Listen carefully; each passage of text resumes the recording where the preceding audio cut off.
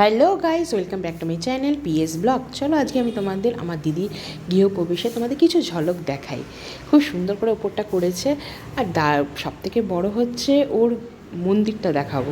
তো চলো প্রথমেই চলে গেলাম ওর বাড়িতে। তো প্রথম হচ্ছে কলপসলের গেট, আর এই হচ্ছে মানে ঢুকেই দিকটা হচ্ছে তোমার বাথরুম। তো তারপরেই চলে গেলাম তোমার পুচকিটার স্টাডি রুমটা। তো পুচকির এখানে খুব সুন্দর দেখো ফটোস আছে, আর এখানে হচ্ছে টেবিলটা। তো ওইখানেও পড়াশোনা করবে, টিচার আসবে নিজের মতন করে। তো এবার চলো তোমাদেরকে দেখাই ডাইনিংটা খুব সুন্দর করে করা হয়েছে। ওয়ার্ড্রপগুলো খুব সুন্দর, এখানে বড় একটা টিভি রাখা হয়েছে, খুব সুন্দর করে সাজানো গোছানো হয়েছে। তো এর পাশেই হয়েছে জেঠিমার ঘরটাও আছে খুব সুন্দরভাবে। তো ওই যেহেতু লোকজন ছিল ওখানে বসেছিল, তাই জন্য ওখানটার কভার করতে পারিনি। চলো এবার তোমাদেরকে দেখাই আমার দিদির ঘরটা। এই দেখো চলে এলাম দিদি আর দাদার ঘরটা।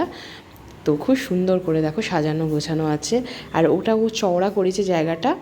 আর এই হচ্ছে খাটটা, আর এই হচ্ছে ওই দিদিটা, কিউট আমার লাভলি দিদি, খুবই কিউট আর খুবই ভালো।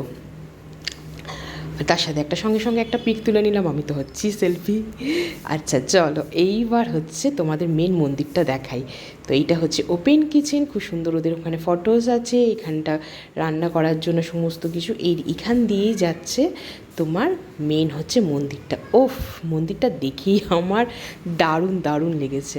আর এটা হচ্ছে সিংহাসনটা, খুব সুন্দর করে সাজানো হয়েছে। আর এখানে ওয়াশিং মেশিন রাখা আছে।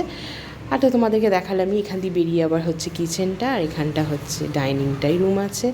আর মন্দিরটা থেকে আমার তো চোখ সরছে না, তাই জন্য আবার আমি মন্দিরটাকে নিয়ে নিলাম কভারে। তো চলো গাইজ, তোমাদের যদি ভালো লাগে প্লিজ লাইক করো, সাবস্ক্রাইব করো আর শেয়ার করো।